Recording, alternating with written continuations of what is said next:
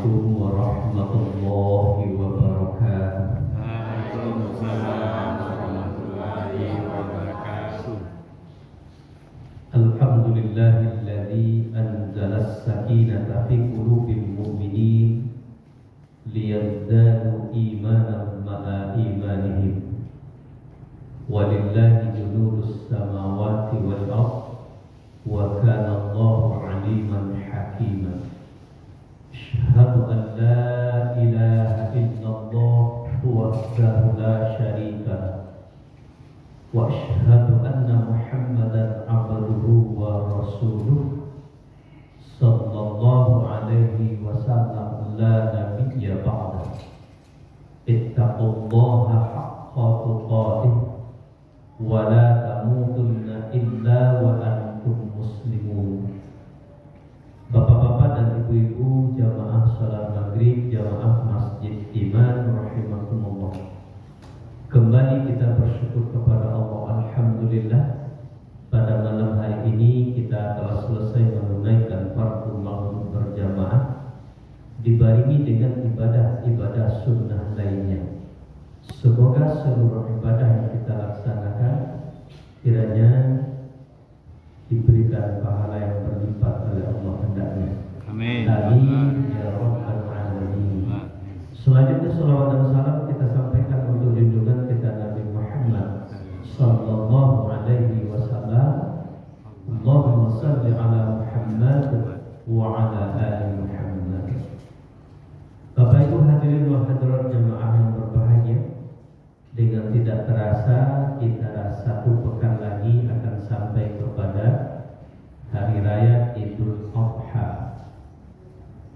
Saya sudah diberitahu oleh pengurus, karena saya khatib nantinya di sini, kita sholat Idul Adha hari Jumat. Iya tuh. Ya. Kalau nggak salah hari Jumat, bukan hari Sabtu. Sekarang hari Jumat, berarti pas 1 minggu lagi. Baik, Bapak Ibu jemaah yang berbahagia, sebelum kita lanjutkan pengajian, saya minta kompromi dulu ke jemaah. Karena ini Jumat terakhir menjelang Idul Adha, apakah akan saya ulangi kajian kurban atau akan kita munculkan tema baru? Ya. Jadi untuk selanjutnya saya sudah merencanakan secara bertahap. Saya akan sampaikan kajian fikih ibadah. Berarti masalah kurban sudah sering kita ulang, berarti kita sudah paham, tinggal mengamalkannya saja lagi.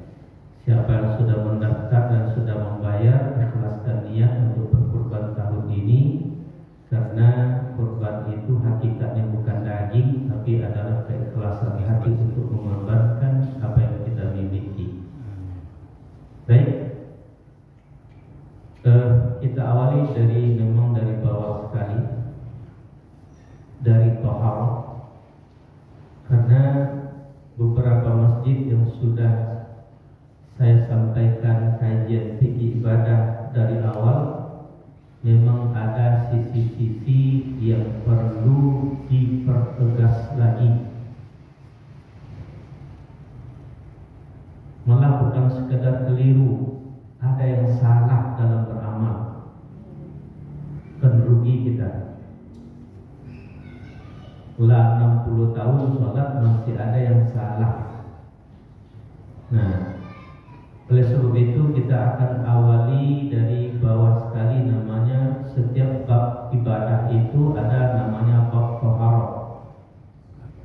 Tapi toharoh ini kita akan ambil saja yang nyangkut dengan sholat, hanya 2, wudhu dan tayamum. Baik, Bapak Ibu jamaah yang berbahagia, sebelum kajian wudhu, ya, kalau saya istilahkan itu prawudu, ada namanya di dalam toharoh itu istinja. Ini kadang-kadang yang sering terabaikan juga, oleh umat hari ini, entah ustaz dan salah hendak menyampaikan, entah jamaah dan basilengah.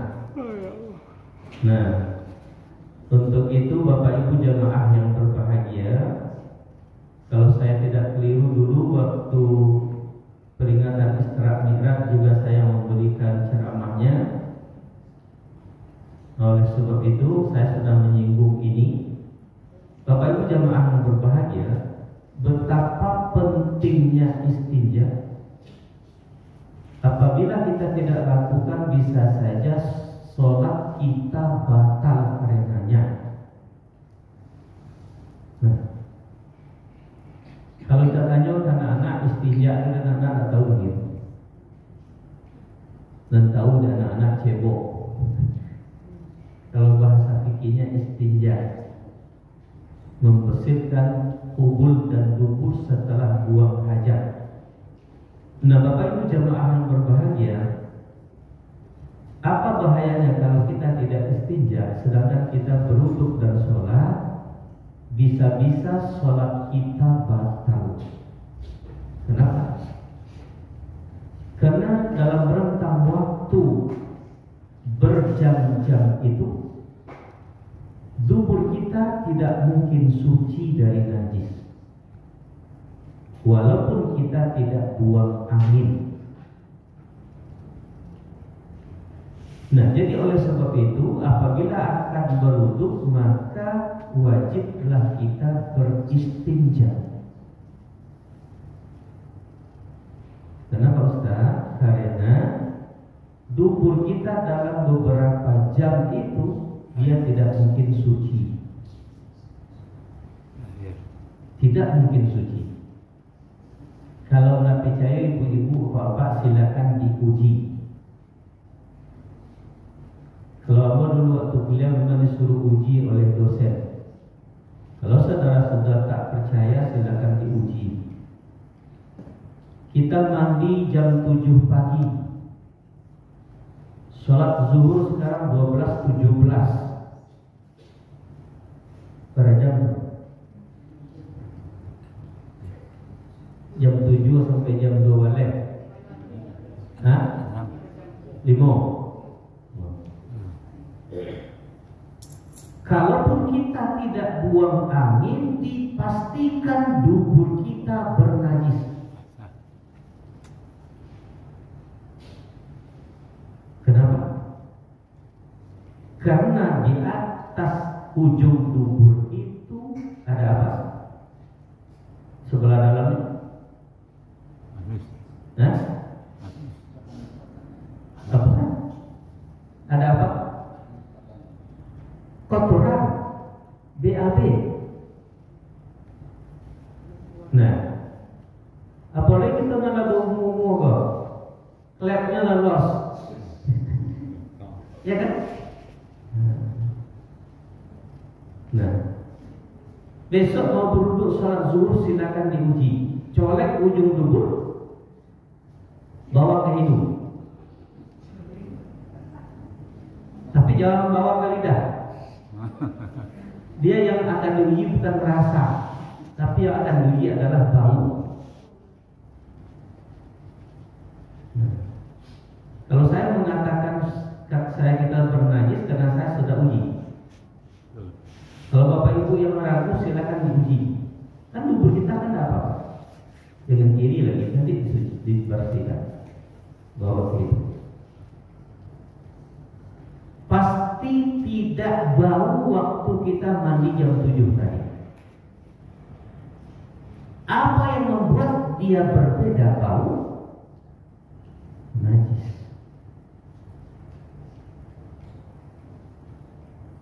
Kalau keringat nggak apa-apa. Tapi kalau hawa ciri yang kedua, najis. Nah, apabila kita tidak bersihkan dubur kita sebelum kita berwudu,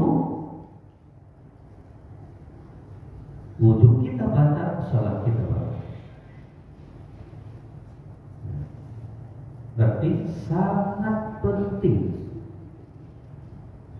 Nah, oleh sebab itu Bapak Ibu jemaah yang berbahagia, Saya kira kita yang sudah berusia 60 tahun ke atas ini, itu dulu diajarkan setidaknya oleh orang tua kita masing-masing. Umum cerita karena nenek remaja, nenek ke ibu dari ayah.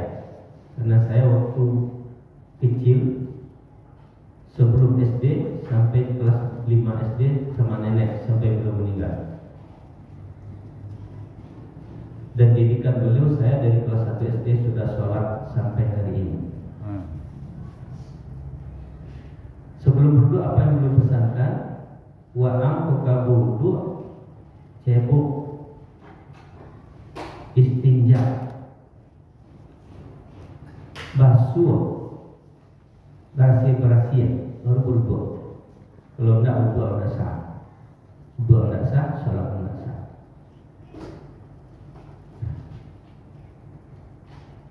Ini mungkin banyak tidak diajar. Perhatikanlah, walaupun anak TPQ, ada tidak dong. Nah, anak sudah pipis sudah sediain lah. Tembak langsung. Kalau sudah kiri, tetap masuk. Nah, baik. Di sini pentingnya, tidak ada istilah talambe. Waktu di masjid orang lah kamar, ya. Padahal kita cebok dulu waktu kan sholat zuhur tadi, kini waktu kan sholat asar. Kalau maghrib dengan isya, apalagi kita berada di ruangan ber-AC, tidak masalah, aman. Karena cuma 45 menit. Ketemu ibu-ibu kadang-kadang nyolot ke pasar memasak pulau. Macam-macam kegiatannya. Nah, tiba di masjid orang kamatnya langsung berwudhu tanpa istinja, tak sah sholatnya. Kenapa? Karena bernajis. Kenapa tak sah? Salah satu syarat sah sholat itu adalah suci badan, pakaian dan tempat dari najis. Nah, kalau kita tidak istinja beberapa jam itu, sucikah tubuh kita? Pasti tidak. Nah, ini yang saya ingatkan. Kalau biasa yang lalai istinja selama ini, tolong jangan lagi. Karena waktu kita untuk sholat tak lama lagi. Lalu 60 kan? Lah ya? Lalu. Rapi dulu ya. Nah, kalau api mati itu tidak lama kan itu loh. Istinja adalah pengalir itu. Baik, ini yang saya ingatkan. Kemudian kita masuk wudhu. Ya. Pertama pengertian. Dalam bahasa Arab, pengertian arti dari kata-kata al-wudu itu ada 3. Pertama, an-nazafah. Al-wudu bimakna an-nazafah.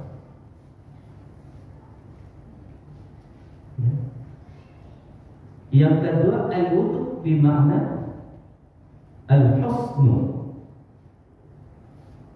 Yang ketiga, al-wudu bimakna ad-daw. Bahasa Arab begitu. Satu kata itu banyak maknanya. Baik. Apa artinya wudu dengan makna an-nazafah? Wudu artinya dengan makna an-nazafah adalah bersih lahiriahnya. Makanya harus cebok.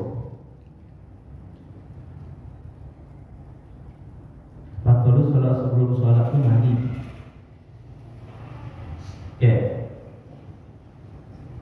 Al-wudu bimana al-husnu. Wudu dengan makna bersih batinnya. Bayangkan.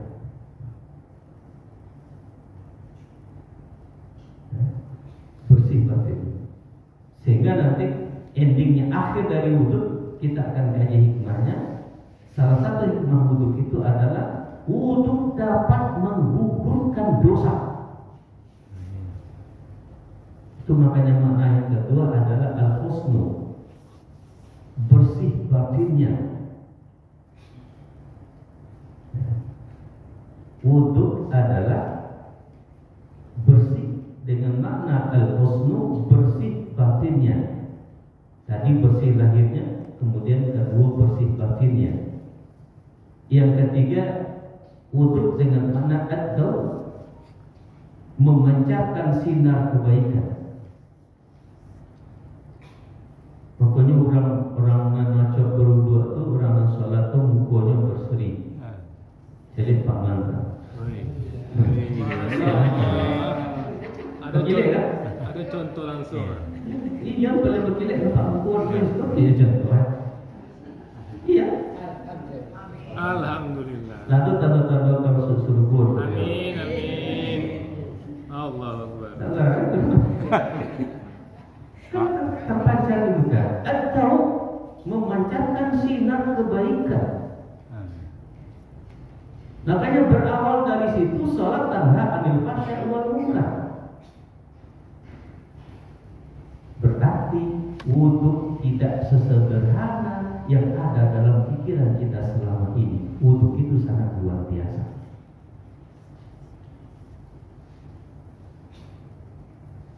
Wudhu itu sangat luar biasa. Maka salah satu tanda Bilal bin Rabah akan dimasukkan ke dalam surga dari Rasulullah adalah wudhunya.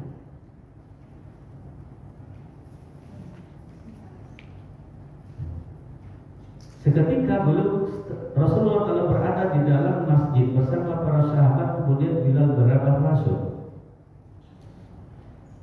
Pandangan Rasul tertuju kepada Bilal Rabah. Bilal berkata, kalian kalau ingin tahu salah satu ahli surga adalah orang yang barusan masuk ini. Yang baru masuk Bilal bin Rabah, bukan Pak Man. Di zaman Rasulullah. Ada Rasulullah, kalau kiri Pak Man. Amin, Allah Akbar. Iya.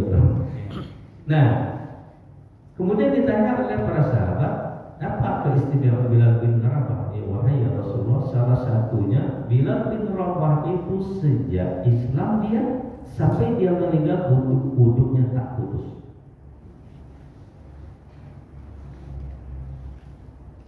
Wudhunya tak putus. Apa artinya tak putus? Begitu wudhunya batal yang berwudhu.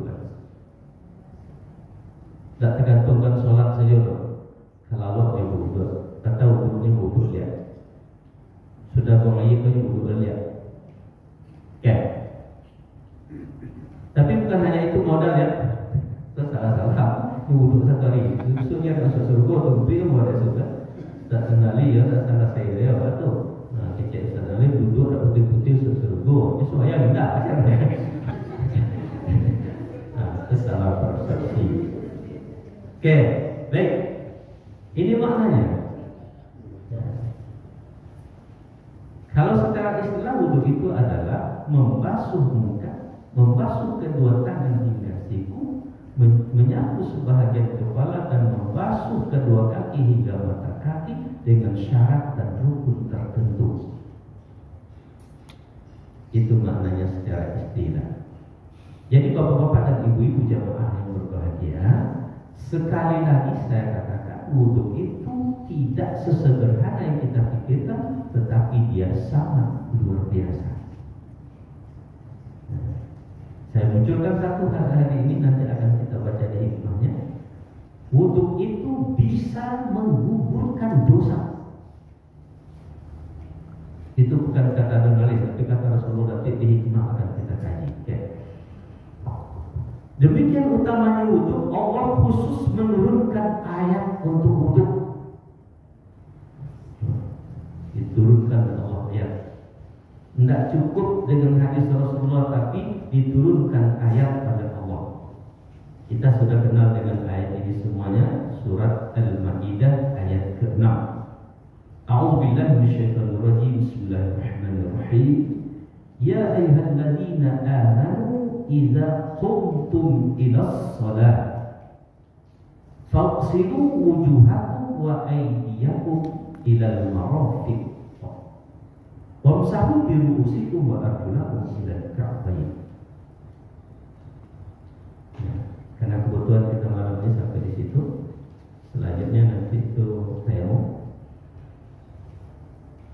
Wahai orang-orang yang beriman,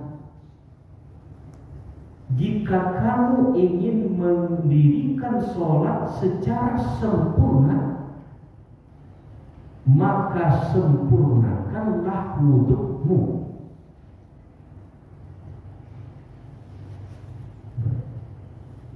Sempurnakan yang mana seperti itu? Saya ulangi. Wahai orang-orang yang beriman, jika kamu ingin mendirikan sholat secara sempurna, maka sempurnakanlah wudukmu. Di mana sempurna wuduk? Wamsahu bi wujuhikum, basuhlah kamu, wa aydiyakum ilal marafiq, dan basuh kedua tanganmu hingga siku, wamsahu bi ru'usikum, sapu sebahagian kepalamu, wa arjulakum ilal ka'bayn, dan basuh kedua kakimu hingga mata kaki. Ayat ini tak perlu ditafsirkan. Sudah dijelaskan oleh Allah sejelas-jelasnya. Kalau tangan sampai ke mana, kalau kaki sampai ke mana, kalau kepala dipanggang.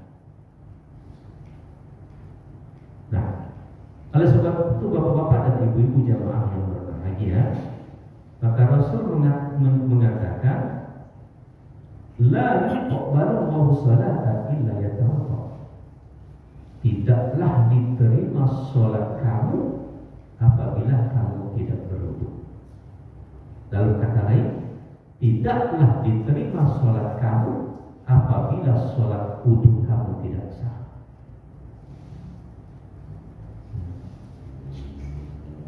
La yuqbalu Allahu salata illa yatawadda. Tidaklah sah sholat kamu apabila kamu tidak suci. Demikian pentingnya wudu itu.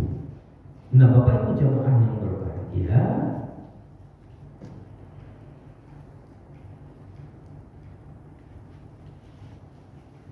barang rukun wudhu Bu punya sekali. Rukun wudhu barang, kalau sholat barang rukunnya 3 barang. Kalau Islam 5, iman 6, wudhu ada 7. Bapak ada yang ingin jawab? Oke, rukun wudhu itu 6, sama dengan rukun haji. 6, tapi niat lupa tadi dia tertib tu, ya. Awalnya niat, akhirnya tertib. Tengah-tengahnya nampik dan membaca dalam ayat tadi. Basuh mukamu, basuh kedua tanganmu hingga siku, sapu sebahagian kepalamu, dan basuh kakimu hingga 2 mata kaki. Jadi anak, baik. Di mana tak kesempurnaan wudhu? Padu dibasuh nanti disapu nanti. Kalau itu rusak, maka rusaklah sholatnya. Kalau itu batal, maka batallah sholatnya. Makanya jika kamu ingin sempurnakan sholatmu, jika kamu ingin mendirikan sholatmu dengan sempurna, sempurnakan wudhumu. Tidak sekadar wudhu, sempurnakan wudhumu. Kesempurnaan wudhu itu terletak pada yang 4 tadi. Oke. Kita berwudhu dengan apa? Dengan air mutlak. Ya, dengan air mutlak. Apa saja air mutlak itu?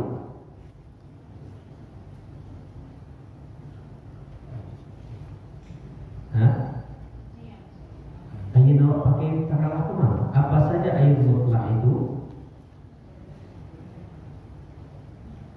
Nah,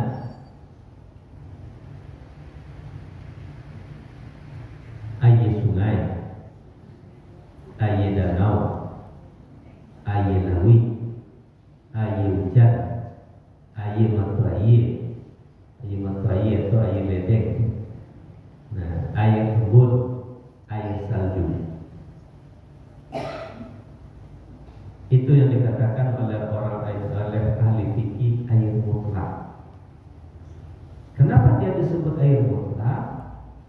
karena mutlak sifatnya.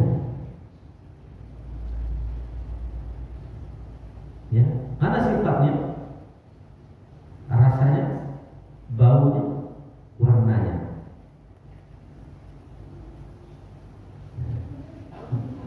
Ini namanya air mutlak.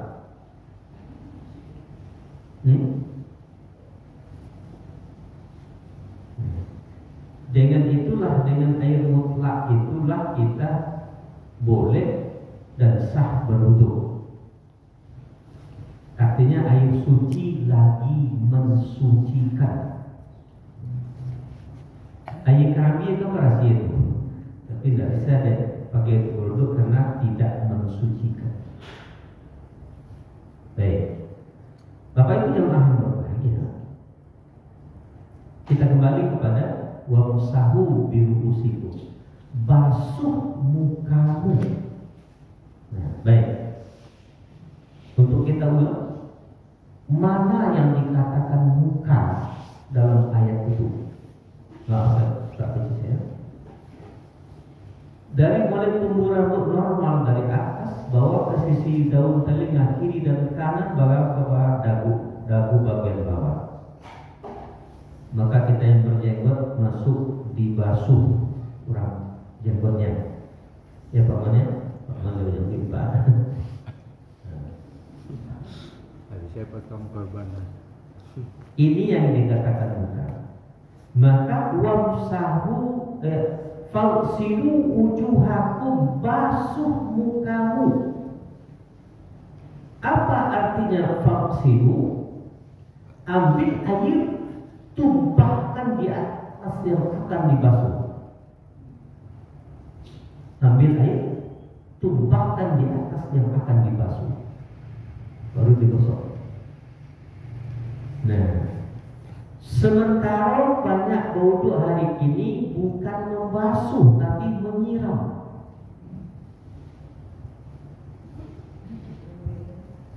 Apalagi ibu sedang berbadak mukoen, badaknya maaf. Nah, nyisiram dari jauhnya. Dari sampai. Nyo kalimatnya fausilu, basuh. Kalau tiba di kain, cuci. Jadi kalau basuh, ambil air, tumpahkan di atas yang akan dibasuh. Dari atas mulai karena sifat air itu mengalir ke bawah, bawa ke sisi, bawa ke tengah. Yang berjenggot silakan jenggotnya, karena ini termasuk sunnah dalam berwudu. Sunnah berwudu itu 18 masuk ini. Ya, kenapa kita tidak basuh pergelangan tangan, berkumur-kumur? Itu nanti kita baca dalam sunnah berwudu. Di rukun saja dulu. Oke, kita ambil air, kita tumpahkan di atas yang akan dibasuh. Dari atas kemudian bawa ke sisi, bawa ke tengah, sini kan. Bagi yang berjenggot, tidak selesai sampai ke sini saja. Bukan begini. Dia tidak siram, dia basuh. Baik. Wajibnya 1 kali, sunnahnya diulang 3 kali. Wajibnya cuma sekali.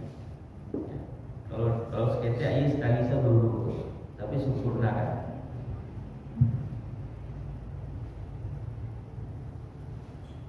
Oke.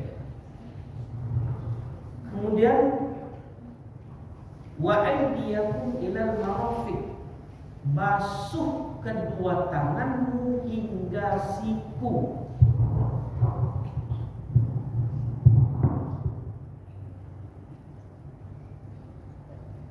Wa aydiyakum ilal marafiq, ada kata-kata ila, harful ghaya, batas akhir.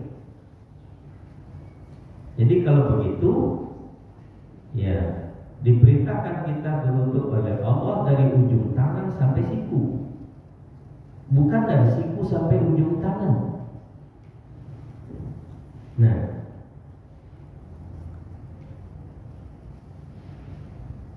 dari sini sampai sini sini basah semuanya dan dibasuh.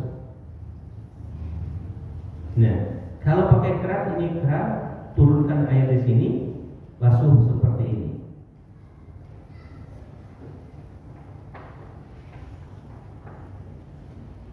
Nah, sementara kita cari orang yang sampai berwudu, tak dia basuh lagi siram saja, keran. Jadi, ala basah seluruh air. Dia tidak membasuh dong, membasuh. Turunkan air, gosok. Tiga kali, sekali dapat. Vaksin. Kalau pakai timbul lah, tulis anti bolu. Jangan ambil di tangan. Dia boleh minum lah. Boleh. Yang malu-malu. Sejarah minum terma.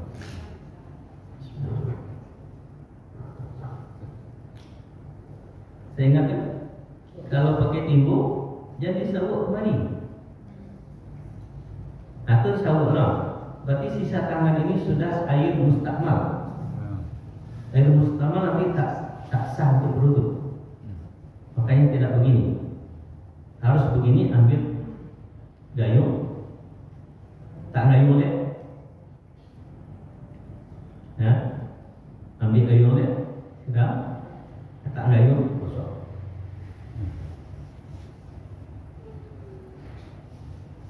Nah, kawan lain pakai gayung, ambil tu. Nah, ambil tu ya. Tidak siram. Fausilu itu bukan siram, basuh. Nah, baik bapak-bapak, ibu-ibu jemaah yang berbahagia, itu tangan. Jadi kalau orang salah teralah korban. Karena batunya serupa tadi, basuh. Karena perintah Allah basuh. Wamsahu biru'usikum. Lap atau sapu sebahagian kepalamu. Ru'usikum itu terjemahannya bukan rambut. Kalau rambut terjemahan kasihan awak kurang otak. Apa rambut? Jadi bila sudah wudu itu kepala. Nah, sapu sebahagian kepalamu, ada biru usikum, ada kata bi di sana, sebahagian, menunjukkan sebahagian. Nah, karena ada kalimat sebahagian, maka ahli tafsir menafsirkannya ada 3 pilihan makna bi di situ. Sebahagian boleh 2 tangan, boleh 1 tangan. Wamsahu dulu. Wamsahu kalau fausilu basuh. Kalau wamsahu lap atau sapu. Kalau fausilu ambil air, tumpahkan di atas yang akan dibasuh. Kalau wamsahu ambil air, tumpahkan tempat lain, baru sisanya disapukan. Itu bedanya wamsahu dengan fausilu. Nah, barang hebatnya Allah Bapak. Coba kalau tidak ada kata wamsahu di situ, fausilu wujuhakum wa aydiyakum, ya, ru'usikum wa arjulakum ilal ka'bayn. Maka kita setiap berwudu akan begini. Ambil air. Apa yang terjadi? Mengalimah pihak sekolah. Ini bukti bahwa ayat ini dari Allah. Nyupikian paman berwudu supaya jangan basah-basah. Nah, ambil air, wamsahu, ambil tumpahkan, kemudian baru dilapkan. Nah, melapkannya ini berdasarkan kata bi satu tadi, 3 pilihan. Pertama, sebahagian kepala maksudnya adalah separuh. Tapi dari buku mulainya. Jangan disikuasa dari seknya. Ubun-ubun wajib ke bawah. Sebelah jadi ambil air tumpahkan belakang. Ambil air tumpahkan belakang. Jadi kemudian yang maksud B yang kedua adalah dilapkan sampai ke belakang. Karena kepala Nabi suruh sapu, maka menyapunya ditekan. Sebab sasarannya kepala bukan rambut. Jawab saya ramai saya. Ada ujungnya tu.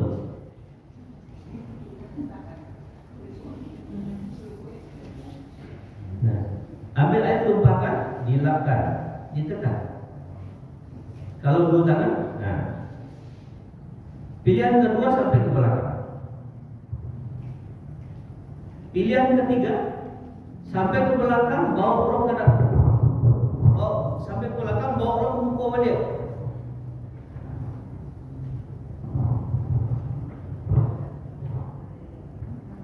Ada di nanti gua tu mana awak pakai kerala. Tak tahu cak lah jawab. Yang kedua. Yang satu, yang dua, yang tiga. Kedua. Ya terserah, mau yang satu, mau yang dua, mau yang tiga. Yang relevan dengan ibu-ibu yang satu. Yang kedua. Ya sebab apa? Bukanya kepada Ustaz kan. Tapi jangan resek saya belum rapi Ustaz. Itu yang dimaksud dengan wamsahu. Birusikum itu yang dimaksud dengan bi sebahagian kepala. Baik. Jadi caranya seperti tadi, ambil, tumpahkan, dilapkan. Bukan diresek ya. Nah, diresek, kalau nak diresek, ditahan step. So, sasarannya kepala, bukan rambut. Baik. Wa arjulakum ilal ka'bain, basuh kedua kakimu hingga mata kaki.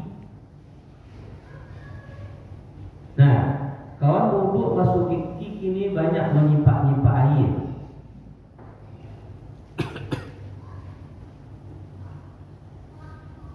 Alanya tingkah kaki ada air lama.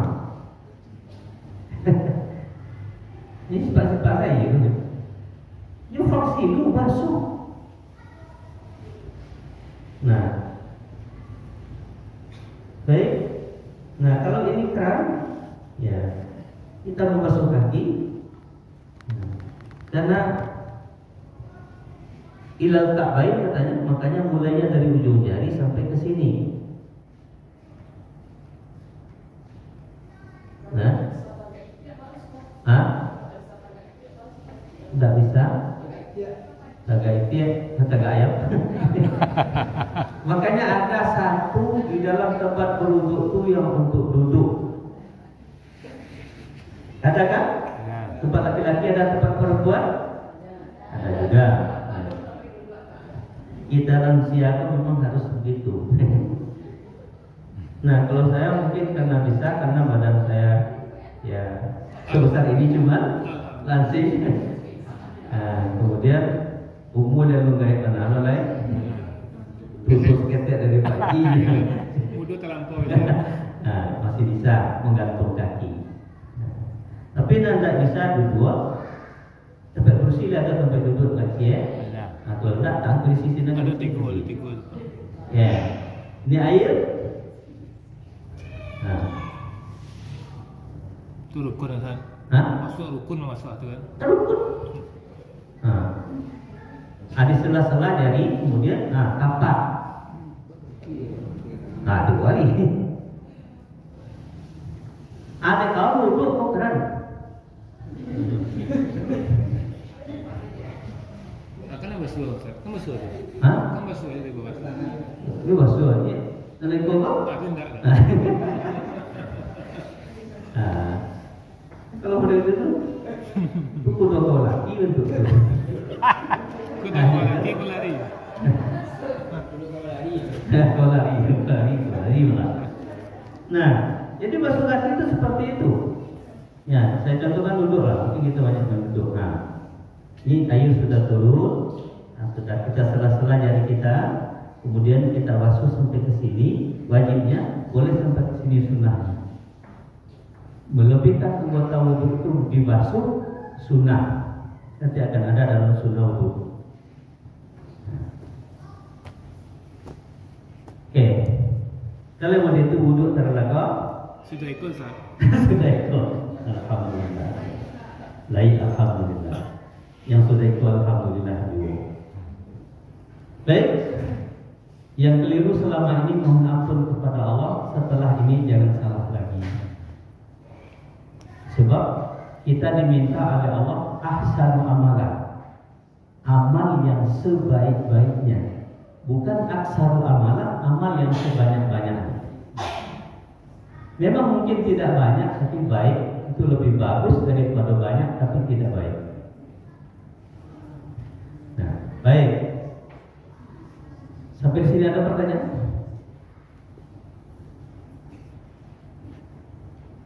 Ya, silakan Bu.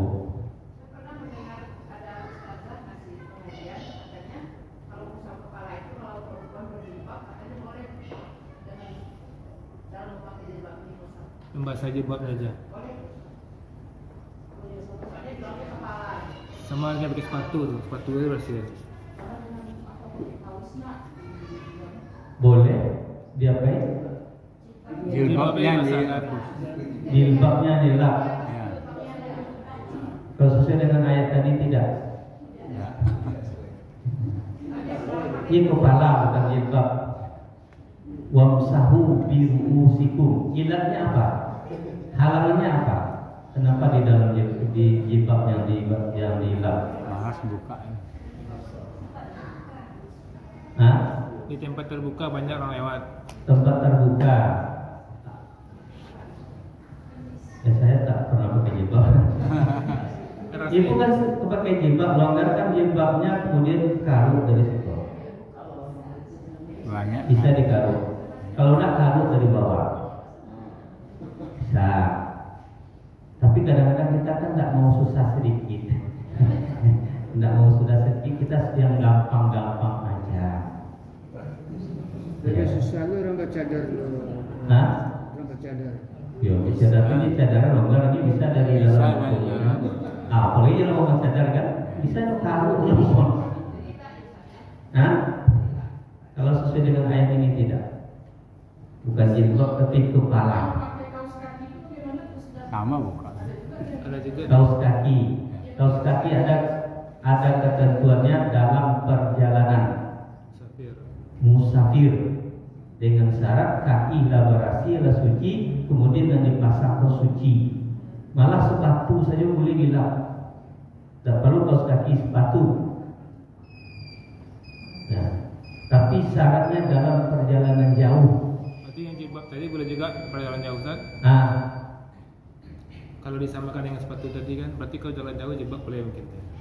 kalau ada ilat tuh makanya saya tanyakan ilatnya tadi. Halangannya apa? Kalau ada halangan, kelonggaran itu akan ada. Nah, kalau nanti dalam perjalanan orang banyak melihat ibu tak bisa melonggarkan jilbab, nah baru darurat.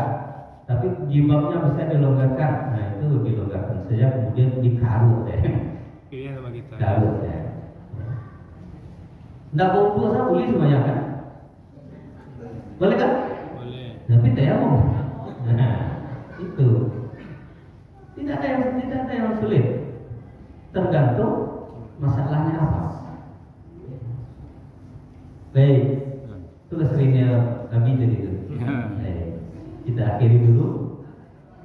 Kita lanjutkan beberapa bulan yang akan datang. Jadi sekali ini di Jumat kelima kan, itu 5 kali setahun. Demikian, terima kasih. Assalamualaikum warahmatullahi wabarakatuh. Waalaikumsalam.